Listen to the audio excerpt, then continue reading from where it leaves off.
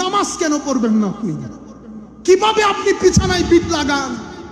আমার আল্লাহর দরবারে সিজদা না দিয়ে আপনি কেমনে বিছানায় চলে গেলেন? কে বলেছে আপনাকে আপনার মুর্শিদ আপনার জন্য সুপারিশ করবে?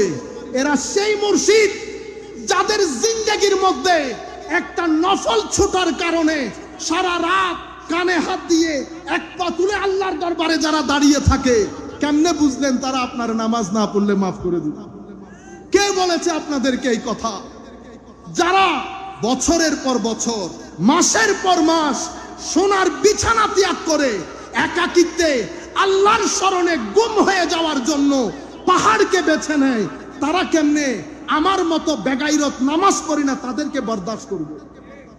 কখনো না। আপনারা ভুল তরিকত বুঝেছেন।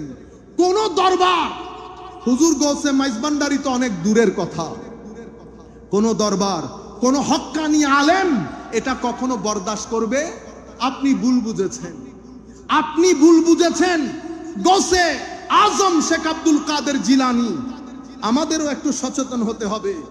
যা মন চাই, যেখানে আমি কত এডিট করে করে কথা বলছি, সব কথা তো সবাইকে বলা যায়।